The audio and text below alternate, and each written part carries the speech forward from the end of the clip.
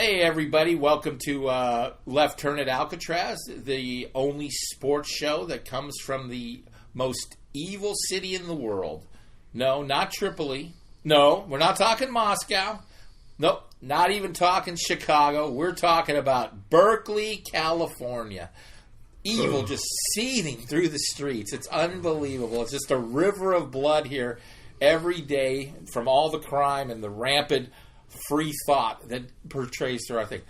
If your town can scare the Republican Party more than any other city, that makes you the most evil city in the world. What do the Republicans fear from our city?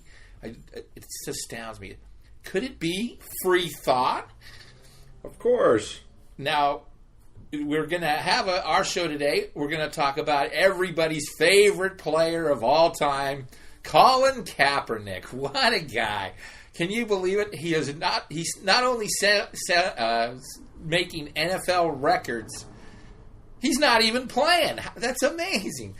And with a lot of controversy, a lot of worldwide news on this guy. Does he deserve it? Do we deserve it? Does the NFL deserve it? We're going to go to my little cohort in crime here, and we are broadcasting live from Berkeley. Bruce Kessinger. Okay, my thoughts. The man from Turlock.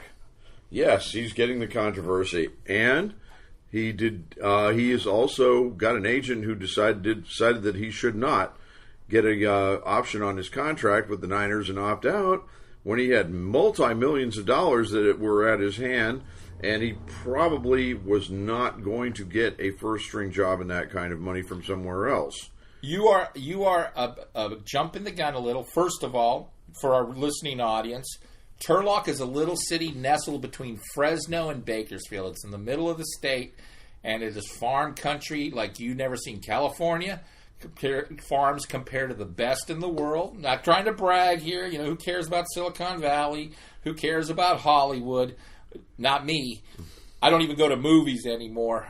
But Bakersfield, Turlock is the backwoods of our state, the greatest farm country in the planet. And Colin Kaepernick was a hero there. He went to a local university, University of Nevada. There was Mountain West. Nobody heard of the guy. Back then, everybody was rooting for Boise State. And Boise State was, you remember they were talking about, they should be in the national rankings. Well, they're 12-0. Guess what? They were not 12-0 because they were getting whooped by Colin Kaepernick and the Nevada Wolfpack. This is the history he started. He's always been as an underdog on an underdog team. And when Harbaugh made him the pick, everybody was like, what? You know, I doubt 20% of Niner fans even knew who the hell he was, or that he even played. I followed the guy since his college days. I loved him. I love anybody that makes the Mountain West or Pac-10 good. I think they have a lot of disrespect. It's San Diego State, Boise State, Nevada once in a while gets in there. It's a great division, middle of the mountains, so they get no respect from the East Coast, as they say, West Coast bias. I didn't mean to cut you off on that. I just wanted to talk. Let's set the guy up with a little bit. You know, besides everybody knows that he has hair like a giant teddy bear. Tell me what you know about Kaepernick, other than his Super Bowl antics. I can tell you right now that you said I think Bakersfield and Turlock are more of an armpit of the world. Myself, farm country. Sorry, my bias. And city boy, and W. Well, you're from the most evil city. You actually born and bred in the most evil city and in the educated world. In the most evil city in the world. Yes, indeed, and. It's not all mountains there. Fresno State's quite flat if you want to get down to it. Well, that mountain over Bishop, that's pretty. Wow, you're really whatever. That's the boonies. With Kaepernick, your knowledge of Kaepernick is far better than mine. I actually didn't know where he came from until I saw the draft and the Niners had taken him. You were one of those 80%. I was one of the 80%. Yeah. My opinion on the whole situation is. It's a great big cluster bleep with this and the whole Nike thing. I think the that Donald Trump it was fading, and Trump made it worse by continuing his tirades. So in a certain way, he's made Kaepernick a hero and a villain. It's a polarizing situation. Well, I want to go into that Trump thing, too. We're going to continue. I think he did it as a distraction. He's looking for distractionary tactics, and this is a tentacle of that distractionary tactic. It's fantastic. That's what makes this so great. Here's a guy that's getting screwed over. He's lost his contract. That was stupid on his part, and now he's going to get some money back, and that's what drives these people nuts. And that's what's great. It's like Nike is doing, to me, they're doing the fair thing. They're reciprocating this guy for taking a stand, for asking for his right to protest, for his right of freedom of speech. You have no right to sit there and squelch on that. You know, make me sit down. See, now, the thing with Trump, which was really kind of narcissistic, I'm a veteran. You know, many of our guys on the show are veterans. Doesn't bug me about these guys. It bugs the season ticket holder of the NFL. All the NFL had to do was stop putting it on TV. All you have to do, and then all you got to worry about is explaining to a bunch of idiots that overpaid for their season tickets anyways, and, you know, for a garbage team or whatever, says, yeah, we'll fix this. There's nothing to fix. Protest is protest. Freedom of speech is freedom of speech. There is no alternative here. But the government's squelching of this freedom of speech is the interesting factor. And I think this is where Nike catches on. They really saw this. They realize it's going to be controversial. Guess what? All those guys that are mad burning their shoes, why don't you give your shoes to the homeless? Why don't you go down to the Goodwill and take all your Nike shoes that you don't want because you're so insulted? Oh, my God. That don't burn the shoes. What are you doing? Just causing a hazmat fire? Thanks. You know what burned rubber does to the air? It's ridiculous. You guys could have gave all your shoes to the homeless, but you won't do that. You're way too racist. You can't. You have to burn your shoes. Give them to the homeless? Are you kidding me? No, that would be terrible. But that's just my little opinion. Well, the homeless, here's the problem, man. You give Air Jordan to the homeless, can their team really leap and slam? Yeah. I don't know, man. It won't be the shoes. You know? I think it's an interesting business move. I don't see how the NFL can stop it. You're going to get some people on board who are not necessarily Nike wearers, but will be now. And is everybody going to boycott the NFL or Nike because they've endorsed Colin Kaepernick? No, it's an interesting conundrum.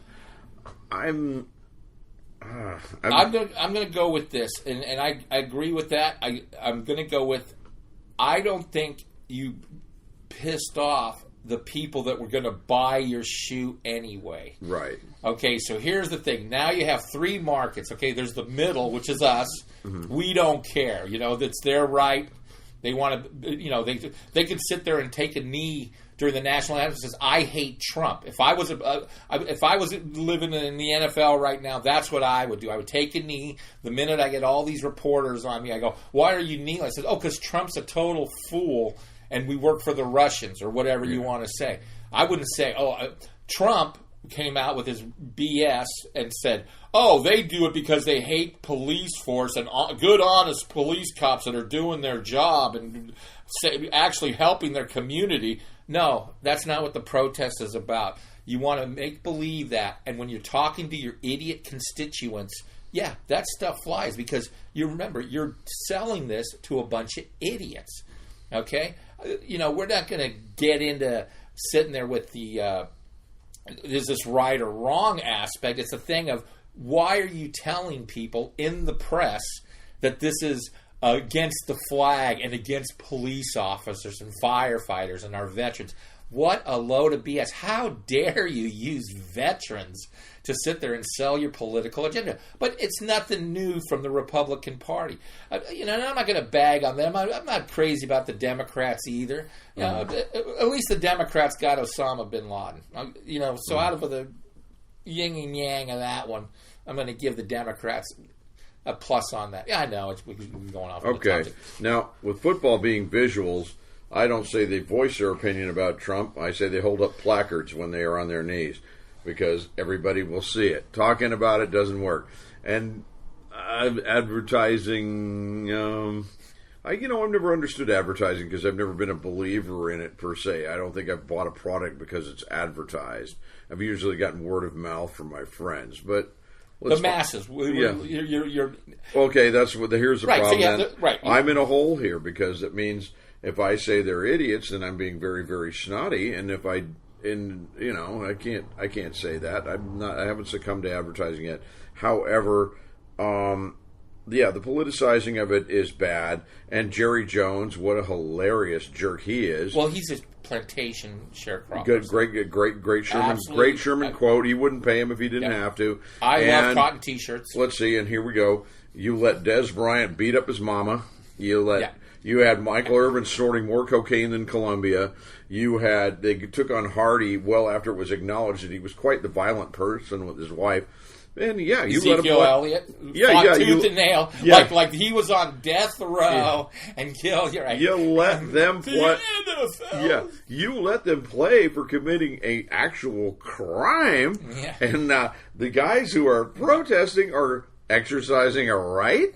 This is kind of which is an alternate right. It could be a crime if the Republicans win the midterms, but for right now, it is not a crime. Absolutely, indeed. So, are we going to continue with Mr. Kaepernick, or do we want to move on? We are going to go now to Jerry Jones because I love that you brought that yo-yo up. Here's an owner who tried to, and his motivation, he tries to run a coup against the NFL. Goodell. I remember that. And it was so hilarious. Because he goes into a meeting with a bunch of these owners, says, "Hey, we want to take over. This is blah blah blah." He wasn't motivated by his profit margin. He wasn't motivated. He wasn't motivated by his team or his. He was motivated that they were suspending a criminal act for 6 games, and he was losing the appeal. That's why he was crying and bitching. Now, there was no political motivation there whatsoever, just a little unbelievable self-loathing or whatever you want to call it. And that yo-yo goes to these owners and says, "Hey, let's have a coup." And most of the owners says, "We don't like you. You're not anything that we want to back." And they shot him down like a duck in hunting season. And I loved it. I thought, it's the one of the few times the NFL actually went out of their little, what I call mafia mode, and did the right thing by telling Jerry Jones where to put it. And that was great. Jerry Jones is exactly the type of owner that's dealing with this Kaepernick problem. The thing with Kaepernick I was going to mention earlier is that you do have people now buying shoes. I didn't even think about it on a U.S. level. Then I'm watching PBS, I'm watching CBS, I'm watching all these major news channels, and they were fascinating on the business angle. It says, "Yeah, you pissed off a few rednecks down here, blah, blah, blah, but look at all this market you just picked up." He says, "You picked up the entire urban youth in one swoop, and now these guys would have bought any tennis shoe that was at the store, whatever they can get, whatever they can afford, and now they're going to, I want a Nike." You've completely changed the mind structure of at least a third of the population of the U.S. Now, let's go on a global market. How many people think America's this and that and blah, blah, blah? I got news for you. Nike's going to sell them shoes just as much, and a hell of a lot more than they were going before this little thing happened. You notice Trump has not really said anything about it. He said a little, but he's actually, for a guy that tweets about his problems, tweeted at least 1,000 times. There was no collusion with Russia. I started, it works too, because after the 950th tweet, I started believing him. So it was like, well, I'm not saying I completely believe the guy, but. Okay, so the Joseph Goebbels right. theory about telling lie enough is going to get the truth. And he hasn't had a chance to tweet back. Let's face it, this is 24-hour news. He'll come up with something, trust me, on the Kaepernick situation. I am the most non-committed, lazy, kickback, do-nothing kind of guy you've ever met. Bruce was my boss for a few years, so he knows exactly what I'm talking about. But I'm going to tell you, I actually want to give everybody Nike sneakers for Christmas. So, Bruce, what's your shoe size? I'm a 10, and there you go. I was going with New Balance, but now I don't know. Okay, no, I didn't want to give you your present away. So that was it. I know we kind of babbled there. We went on. We love the Nike take. Kind of in the similar vein, I want to go. I want to not attack this guy, even though he completely 100% deserves it. But I want to talk about Papa John. And this guy, we don't even know his real name. I don't want to know his real name. We know it's John. Is it? I don't know. I have no idea if it's John. Okay, so Papa John. I don't know if everybody's familiar with the story, but he was referring to these protests. His pizza sales were down on the quarterly profit. So, of course, at a board meeting, like some moron, and this is the exact type of people that we are protesting when we go through this, is he starts throwing away racial slurs, that they're the reason that these racial slurs are the reason that his pizza sales are down. No, Papa John. How do you have so much money when you are so stupid? I cannot believe you. It says, this rant of yours where you came out and defiled, your own talk, you did it. You probably killed a lot of sales. You probably killed more sales than any protest in the NFL. The NFL as a product right now has a great love. People love it. I love the NFL. It's the only thing on TV I love to watch. Baseball, I can listen on the radio. Hockey, radio broadcasters are 10 times better than anybody on TV. But football, you got to kind of watch it. You got to see the catch. You got to see the visual. hit. It's the visual game. So, of course, TV goes out of its way to market it. And the thing is they peaked. They have too many problems. Their mishandling of this protest situation. They're conjuring to the wrong guys. It's like these guys are not adding anything that's going to make. They left San Diego. They're leaving Oakland. There's a lot of you have 9/10 of the state of California hate your guts. Where are you going to retrieve that San Diego money? San Diego put 70,000 people in there. He said people don't like you for various reasons. There's no place left for you to expand. Going to Mexico and London is great for introducing the game to two foreign countries, but it's not going to add any money to your coffers, other than a little merchandising sales maybe. And the whole thing with this NFL, your Papa John garbage, is you don't think everybody saw at the Super Bowl how over the top that was, you kissing Peyton Manning, which, by the way, is one of the greatest gay moments in sports history to this date. It was at Levi Stadium, San Francisco, Super Bowl 50 miles away, goes out there, he wins the Super Bowl, walks over, and Peyton Manning kisses Papa John.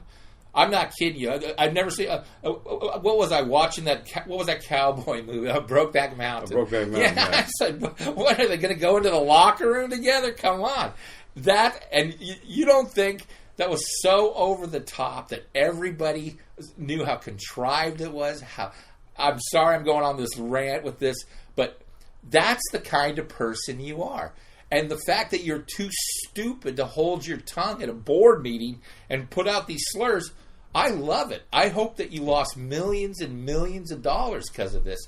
Because, I don't like redneck pizza anyway.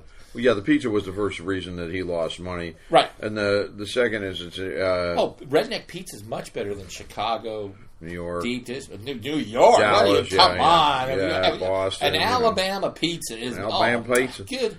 Yeah. I'm sorry, I want to come one more thing about Peyton Manning.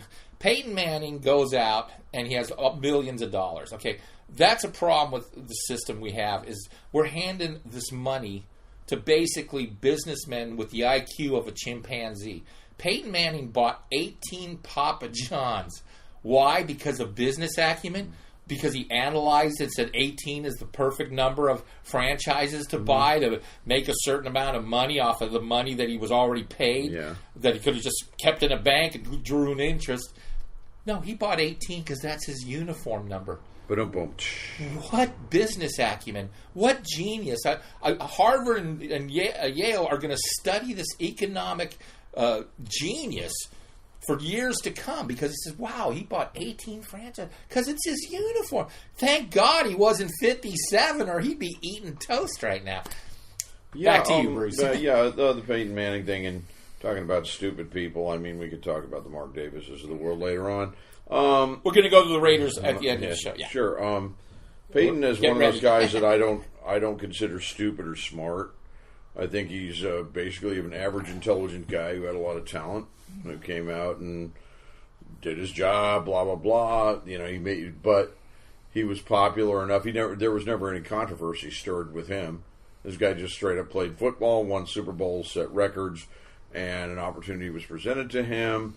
And he's a good self-promoter. You notice nothing about the private life, anything like that. You don't know him. And that's the thing, is he can always present himself in a certain way, and it's going to stand. It's milquetoast. It's going to be that always. So, you promote your Papa John's, your State Farm, or whatever, and you are just a good football player. Not really anything nationwide.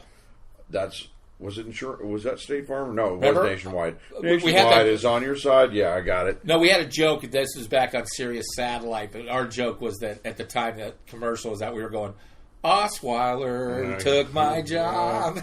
Oh, yeah, I forget. State Farm is basketball. Well, it's Aaron Rodgers, too. Aaron Rodgers now State Farm. Oh, yeah, that's a cute one with the dog. Right. And that's sweet. I love Only that. if he actually took a chunk out of Clay Matthews' leg. But that didn't happen. So, man, those Queensland Healers are smart dogs. My thing on the whole Papa John's thing is like, I was never interested in the pizza.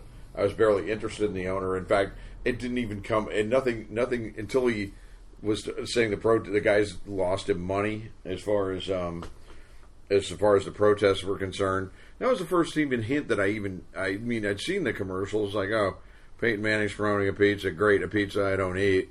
And then this comes up and it's like, wow, that's out of left field and kind of stupid. And then he follows it up with more stupid. Now, I don't know if he's self-made, whether he inherited it or not. That's where the Mark Davis thing comes in, by the way. It's like kind of, I don't know enough about that guy's background. I just know that he's a rich idiot. Right, and I'm nothing against restaurant franchising. I get it, but it's like the leader of Domino. Okay, you made pizzas, get it. You sell franchises, get it.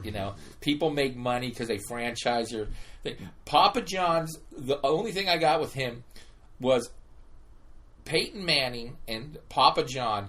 That Super Bowl thing bugged me so much. Okay, what is the ultimate goal of every NFL player? Not obviously to collect a big contract like Khalil Mack, who we'll be discussing later, but we are talking about winning the Super Bowl. How do you pervert winning a Super Bowl with a kiss, an obvious advertising gimmick where you kiss a guy because he sells pizzas and you just bought 18 franchises? Okay, you're supposed to be enjoying yourself, you're partying, hugging I'd be tackling cheerleaders myself.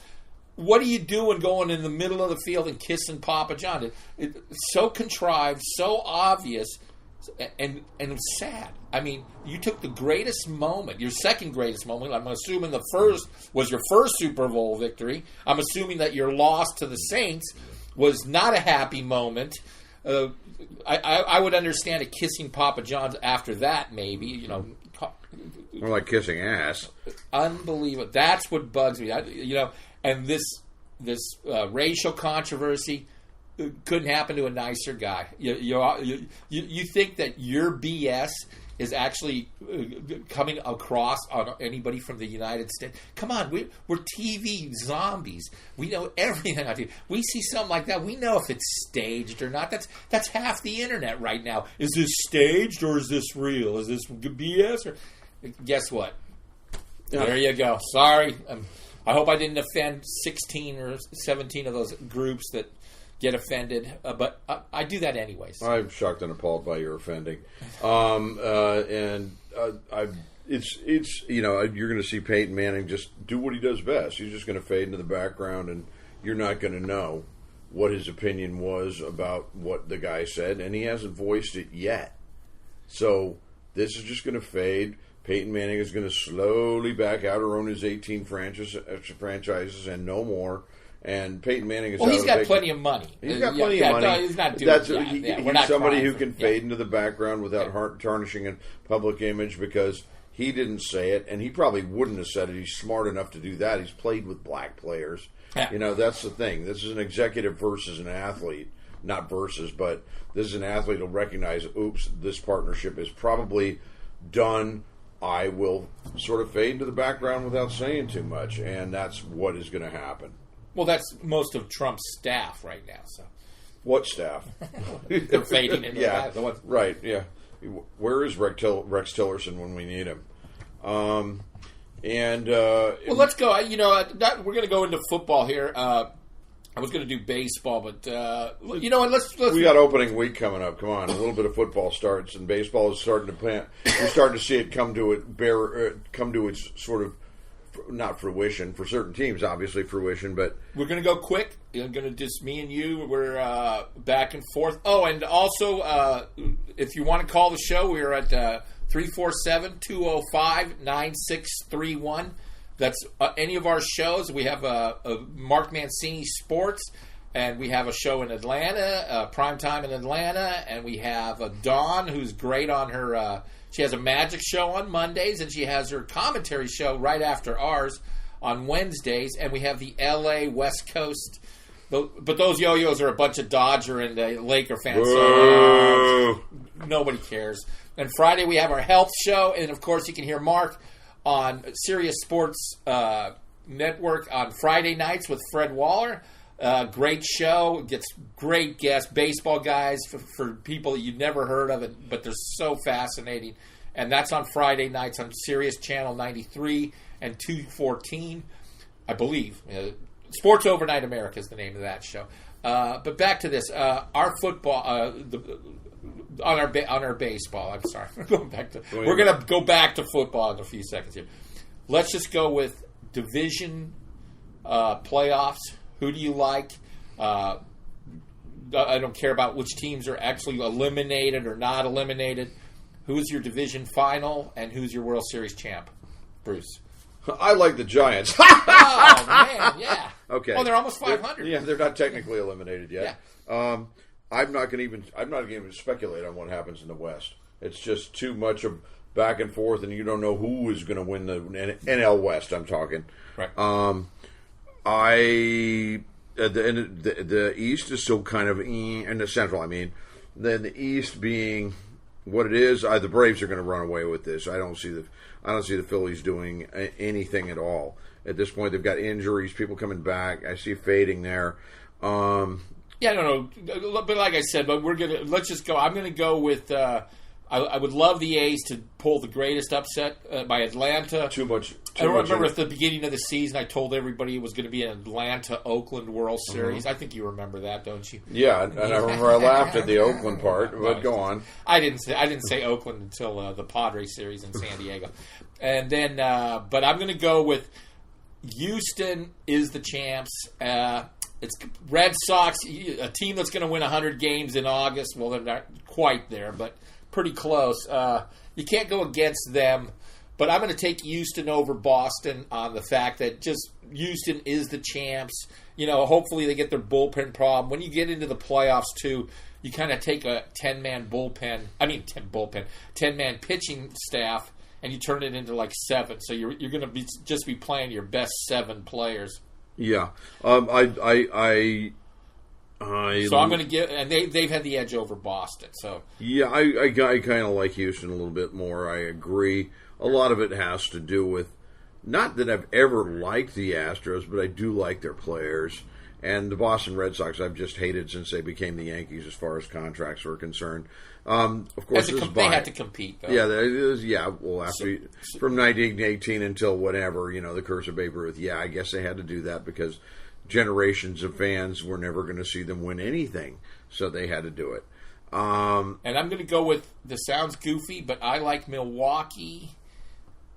I want to say Milwaukee and the Cubs because I could see. The thing is, I don't know. It's really up for grabs in the NL. Yelich is kind of playing so far. I like Yelich. Yeah, I thought that was the one. The Stanton trade was like, okay, I guess you had to do it with that fat contract, but Yelich, they're dumb. Yeah.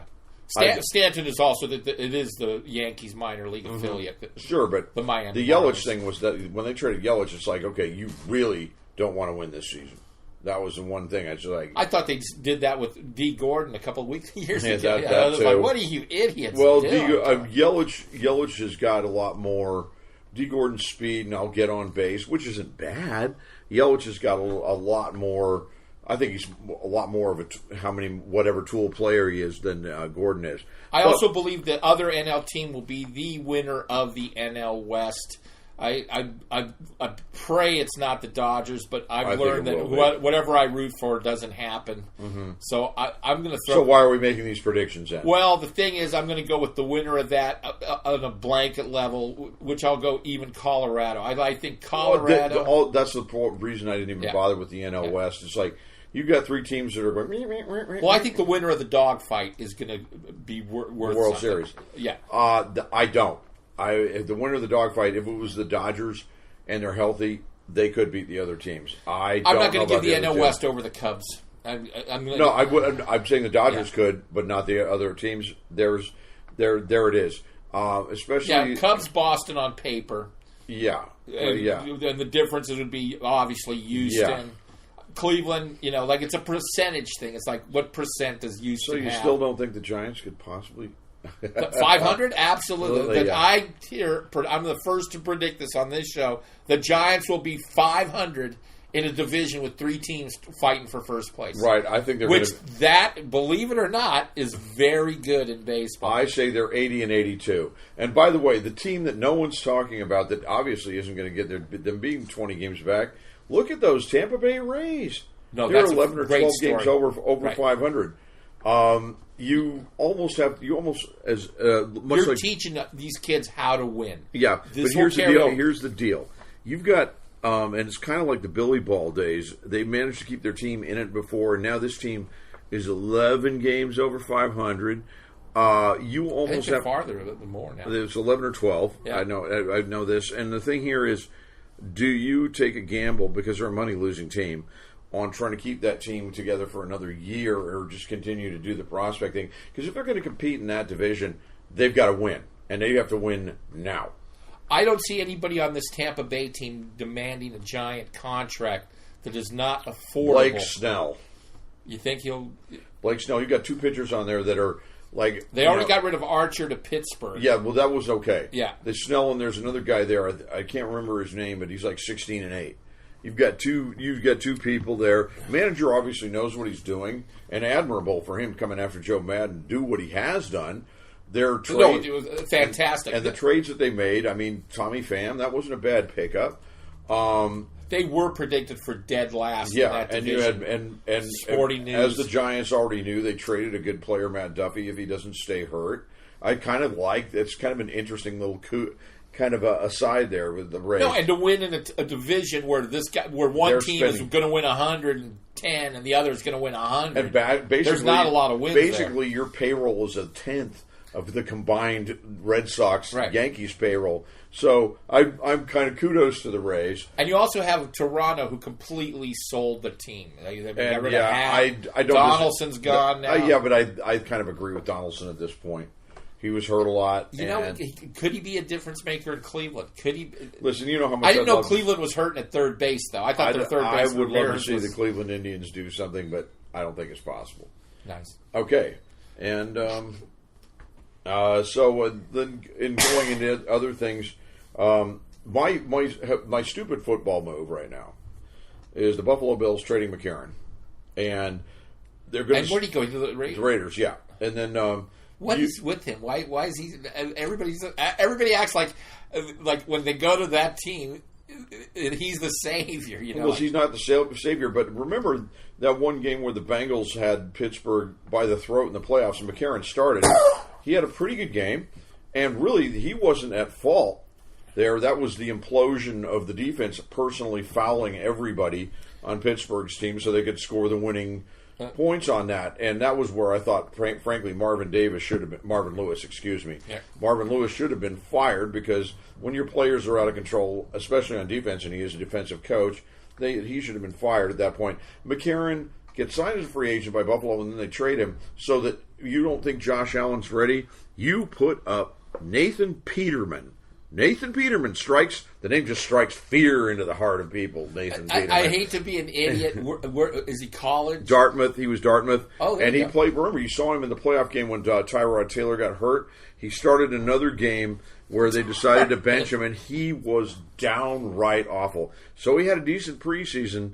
That's our sister school, but I went to UC San Diego, University of California, San Diego. Okay. And our sister school is Dartmouth.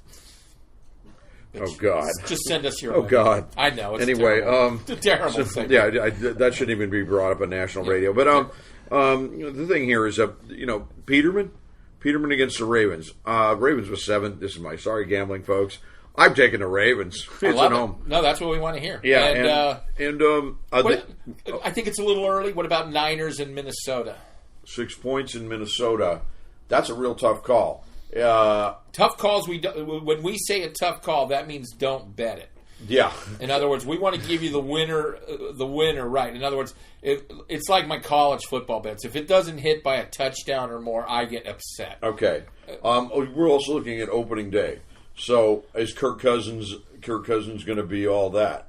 I also, by the way, just another aside, I like the Saints picking up Teddy Bridgewater. That was smooth. You got the from the Jets. Yeah, they've basically said Darnold's your starter. McCown is going to be the backup, and they signed some other guy to do it. So yeah, Teddy Bridgewater. Did you follow him at all to preseason? Who, Bridgewater? Yeah, does he? Bridgewater was doing fine. Otherwise, I don't think Sean Payton would have taken him.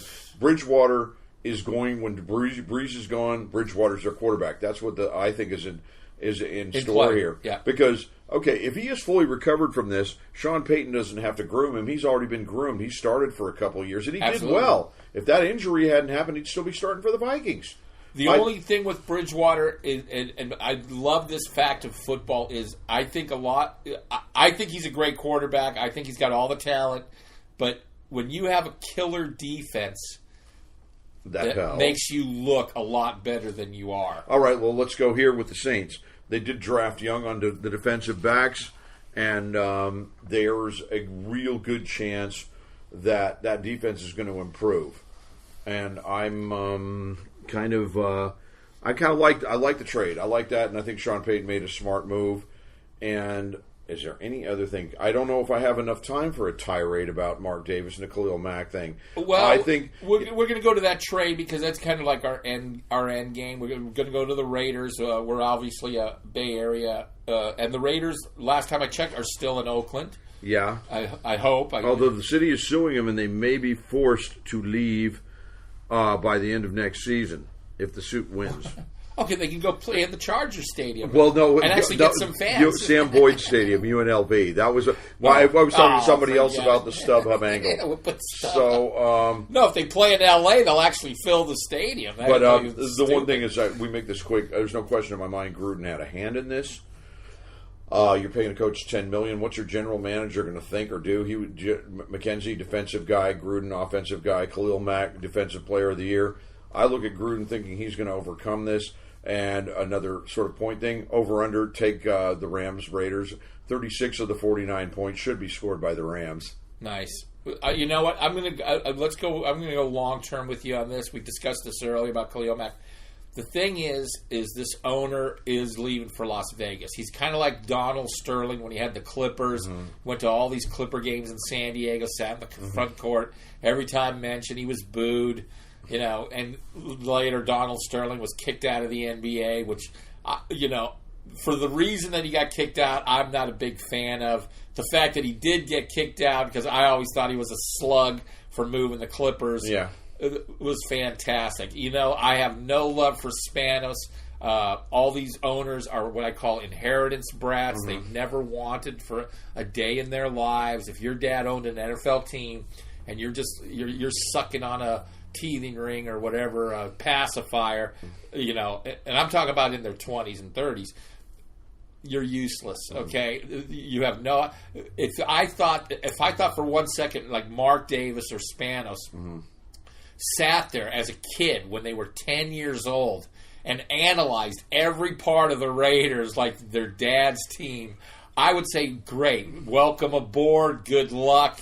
You already know what's going on. But I know in my heart these idiots didn't do anything on the football level until they started realizing, hey, when Dad gets old, man, this is my team. First off, by the time they started thinking, Dean Spanos grew up with growing raisins and almonds, and then you have Mark Davis, which is not bad. And Mark Davis, of course, Dad just acknowledged, that was the mailman's kid, and you're not getting a part of the franchise until I'm gone. And right. So Jed York, I would say, is the classic spoiled owner, and so was Ed DeBartolo when he started. Remember, he had 2-2-14 seasons with the Niners after Plunkett, and they cut Plunkett with Joe Thomas until he figured out, I don't know what I'm doing. Why don't I just give it to Bill Walsh? Well, the other thing with I'd like you bringing up York. York still looks like it. I mean, without Garoppolo, the Niners are the Cleveland Browns, and that's what this owner is. And let's give it to John Lynch. I'll give you a thing. You get it tomorrow. They said you're now the owner of the Raiders. You, Bruce Kessler. All right. You know how much you know about football. Yes, I do. How much do you think you would be prepared to be the owner tomorrow? You know that from the moment you start as the owner, it's going to be 10 to 20 years before you can compete. Pittsburgh Steelers, I'm not trying to insult you, but I'm giving you, the thing is, on-the-job training does not work when I'm buying season tickets. I understand that, but if I delegate authority to people the right I think people know a bit more than me, then I'm a genius. You have to be right about that. You know what? I'm sorry. Yeah. I do know more than anybody I could delegate authority to. I would have that team back on its feet in 2 years. The only thing I could do the same as the owner of the Raiders is wear sweatpants all day long because I do love that. It's comfortable. I think really actually it's the guys who are scouting the college players. Like Khalil Mack played at Buffalo, right? I would small school. Beautiful. That's where the general manager is getting information from the scouts. The scouts, I think, are the real deal. And the general manager has to pool that information and then make the correct decision. I think that's in any sport now. Baseball has taken a nice turn where their image has been a lot better the last few years. And basketball, too? Well, basketball's still in there. But the baseball, the thing with basketball, it's only 5 guys. You got 5 starters. And everything else is frill. Mm-hmm. Everything else is speculation. A general manager, after the season starts, his job is kind of done. Plus, also with basketball, you have less players to deal with on a roster. Right. That's why they make such crazy money is because you're only paying 5 guys instead of 25 or whatever. And the thing with Khalil Mack is, I want to go back to this Davis factor. He's leaving for the Vegas. Mm-hmm. Okay, this trade does not help the Oakland Raiders whatsoever. It is a disaster. Nor does it help the Las Vegas Raiders. Well, that's you know what? I think getting 2 picks is great. I don't see Chicago making those picks worth. End of the Chicago's not going to run the table now because they got Khalil Mack. No, but the thing is, I have an answer to that when we go on. Yeah, no, and the whole idea with Khalil Mack is that those 2 picks are going to help the Las Vegas Raiders. They're not going to help the Oakland Raiders, and that's the key. Is this is a time continuum where they're actually thinking in the future. And would the team be staying in Oakland? I would take the trade. I would say wow, but the fact that they're leaving, I don't care who their first round picks. I'm still going to like the Raiders. I'm not going to go crazy. Okay, well let me throw this at you. The Raiders picks except for the year of Khalil Mack and Derek Carr, haven't been good. and you're like since Charles Woodson, and then you're talking about Gruden when he had Tampa Bay. His picks, not his coaching, didn't pan out as well. I don't see it. I see them going into Vegas being the losers that they are. No, I don't. It's going to be it's just turning into a stumble-bum organization, to be frank. And Chicago, they're going to have the same problem. They've now got the linebackers that are up there with Dick Butkus, up there with the Wilbur Marshalls, Michael Singletaries. But since McMahon and prior to McMahon, they didn't have the quarterbacks to compete within that division. Mitch Trubisky is not better than Kirk Cousins, Matt Stafford, or Aaron Rodgers. Period. That's not they're going to be an under. Okay, so that's where we have the trade. That, in my opinion, that's where the trade ends up, at least for a few years. No, and the fact that you did it at the end of the season, you got something. It would have been nice if you got those draft. Made this trade maybe in February where you get this year's pick. Yeah. But that's ifs and or buts. Yeah. But like I said, this new thing with Gruden is we can't say, he's the savior. I personally think he's right now. This is a man who, to me, who at least was obviously good when he did this. Right. Right now, he's gotten out of the booth. He's gotten $10 million, and there's other successes who've come out of the booth. We're looking at John Lynch right now, at least so far as general manager. He looks like an ego that's run amok. That's me. I don't want to take anything away, and I'm not talking about any specific person, but the problem with being a booth analyst is that if that was me, and I've heard Gruden say this hundreds of times, I would have ran it right up the middle there because there's a gaping hole. Yeah. Of course, if there's a gaping... Okay, we need to know there's a gaping hole there before the play begins, not afterwards, and we hear I would have thrown it to that wide open guy there on the 9-yard line. What the hell is he doing? The only thing is that he did coach prior to going into the booth. But, and we know this as Raider fans, the only reason he beat the Raiders, he beat his own team the year before with Tony. Was it Dungy's team or? He had Dungy's defense. You're correct. Yeah, and Tampa Bay barely won. Was it like 3-point win or where? Over the Raiders? The Raiders, yeah. It was a blowout. What was the final in the Tampa? It was like 48-20 or something like that. They killed them. No. You know what I was thinking of? It was in San Diego, your town. You should know this. Yeah, well, no, because the spread was only like 2-3 points. It was. And the Raiders were favored. Right. And I think I took the, my bet. In the Super Bowl, I have this betting thing where I just take the points. I don't believe any two teams that get to the Super Bowl, you can analyze AFC versus NFC. Yeah. So the whole thing is take points. And, it works. Back in the old days when you had the Niners winning all the Super Bowls and the Dallas Cowboys and Pittsburgh Steelers, no, the favorites won. Mm-hmm. But gambling is now set up to, get as much money. Most professional gamblers like to lean towards the favorites. And that Vegas knows that. Sure. The one thing I hear, and it's a big fallacy about gambling, is that they like to talk about, this team is a 1 point or 2 point favorite. We're betting a line where 50% of the money's bet on one side and 50% is bet on the other side. Garbage. If Vegas thinks the New York Jets, or let's just take the Jets and Buffalo for lack of two other teams 5 years ago. If Vegas thinks the Jets are going to win, they're going to make the Buffalo a 1 point favorite because American gamblers, and especially since the thing with the internet gamblers, baseball odds, like the favorite used to always be 2 to 1. We call it minus 200. Now it's 3 to 1. You can't lay a Red Sox bet without getting 3 to 1. This is from internet gambling. They all just jump on the favorites. 90% of sportscasters, they open the paper and say, Jets are a 1 point favorite. Now I got to listen to 20-minute diatribe on why the Jets are going to beat Buffalo, even though before that sportscaster looked at the odds, had no clue who he was going to back. and everybody jumps on the favorites. So would you like me to start a 20-minute diatribe? There you go. On the Jets, please. Yeah, and Terry Bridgewater. And the whole thing with this is a gambling shtick from Vegas to make you bet the wrong team. I know we're not getting totally into gambling. Me and Bruce, we love to bet a little football here and there, and we want to win, but we want to give you good advice. And the whole thing is, don't be swayed. Know who you're going to bet before you ever look at the spread. Well, I look at the spread, but if my mind is kind of made up beforehand, the worst thing you could do is go against your initial instinct. Is what I've noticed. I've noticed, oh God, yeah. And then when I've changed my mind, it's like I get slapped. Like right now, that Bills Ravens sings Ravens, Ravens, Ravens, Ravens. It's going to happen. I'm not going to back off on that.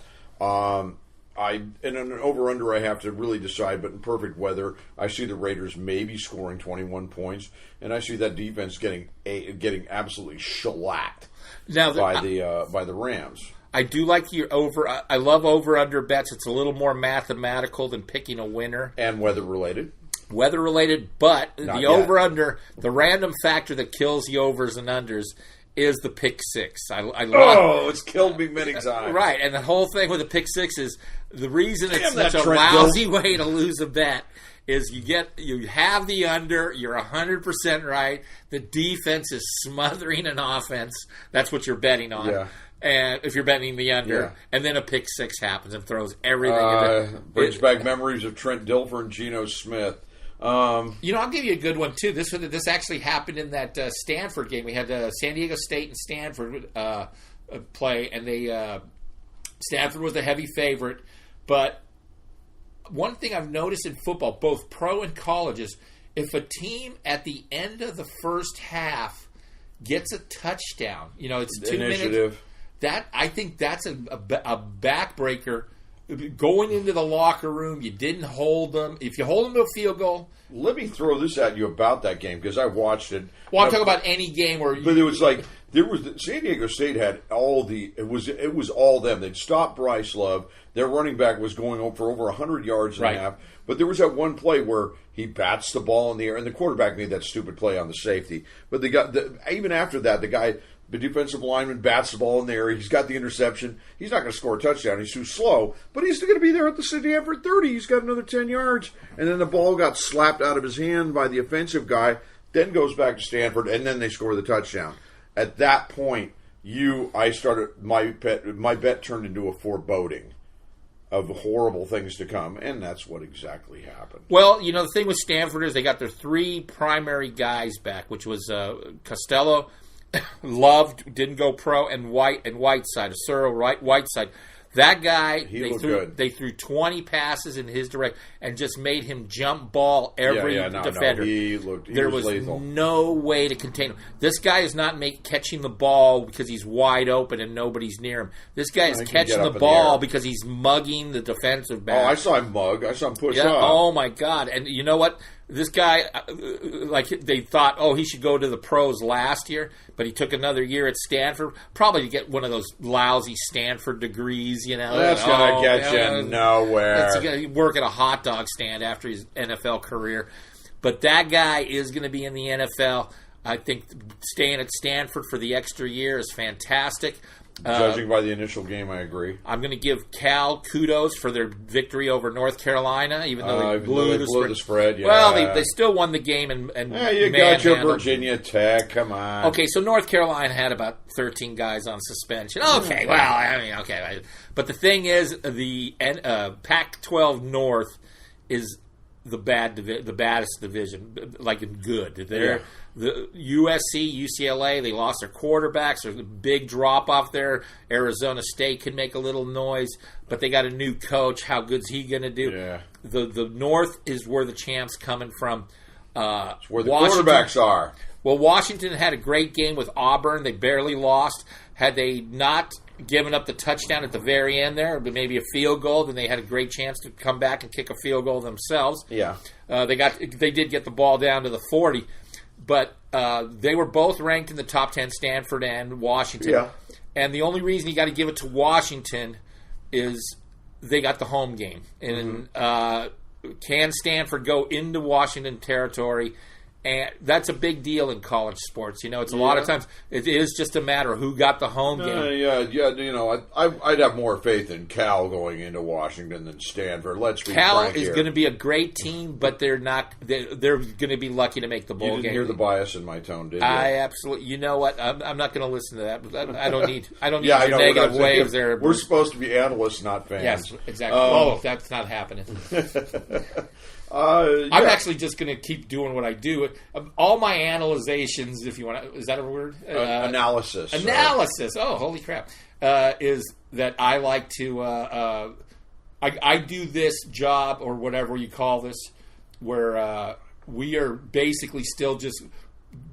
I quit gambling for 12 years, and then I went back to sports betting, and then I quit for another 5 years. No. I was 3 years before Bruce got me addicted to it again.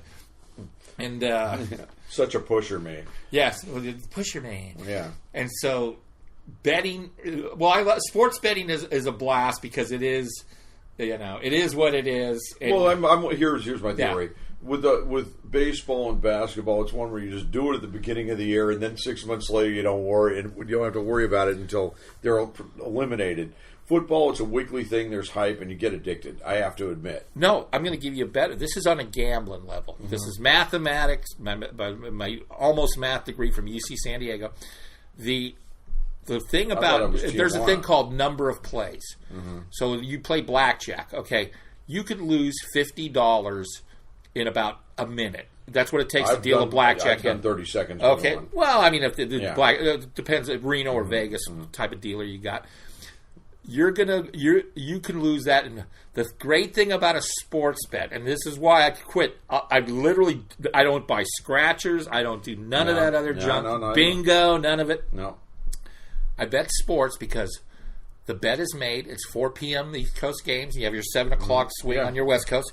Once your bet is made, that's it. Okay, you now have a 3-hour blackjack hand. Win or lose, it takes 3 hours for your bet to be processed. Unless it's a blowout. I'm talking about any sport. Hockey, it's 3 hours is just a number. So the whole idea, right, is that when you limit number of plays, the odds are in your favor.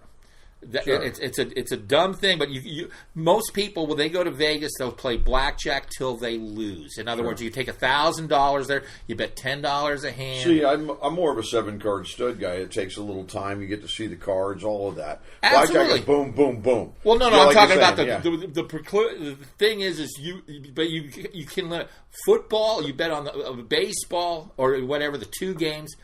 10 p.m. The game is over Pacific Standard Time. You have to regroup, resettle, redo your research, which is what we're doing here. And the research, you can't bet until tomorrow, 4 p.m. again.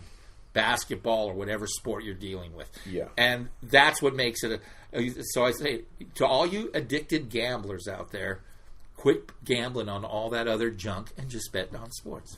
Yeah, I'm in agreement with that. That's what I've been doing, mainly love football. Your addiction. I love my addiction too. Yeah, that's right. As long as I don't spend too much money doing it. And there's and I haven't really looked over all of the other games. I know that you were happy with Atlanta over Philly, which is an interesting pick. All my college teams not only covered, they actually won the game. I know, kudos. Cincinnati, Virginia Tech. The under on the Washington-Auburn game. Do you know that I had the under on Notre Dame, and that was 40 points like at halftime, and there's like no scoring in the second half. I got that dumb luck happen. I thought that was a low. I already walked out. I love those kickers hitting the crossbar. And I checked. That was what Washington did with Auburn, though. That was kind of sad. They got to the red zone 3 times, and all they got was a field goal that bounced off the upright. That was the only scoring out of 3 times to the end zone. Hey, we're coming to the end of this fine show. Hope we got your addiction going. Hope we got your anti-racist juices flowing. We hope we got to put a little thought in your head. Thank you for listening. It's Left Turn at Alcatraz every Wednesday, 3:30 Pacific Standard. I want to thank Mark Mancini, Mancini Sports. And I want to all our other fine shows: Atlanta, Los Angeles, the Angels, Halo Heat, Tallahassee. Dawn. Oh my God! Well, and here we're having brand new shows in I know Chicago and Cleveland. And I think Detroit. God knows why. Do they have sports teams in those cities? I think so. They're major cities. Dude, we better research that. I'm on it, man. Okay, you are the news team here. So I am. Yes. Thanks. Thanks for anointing me. That's right. You're the action news team for Left Turn at Alcatraz. And the action starts this weekend. I hope you learned something. But if I was a betting man, which I am, I would bet no. Thanks for listening.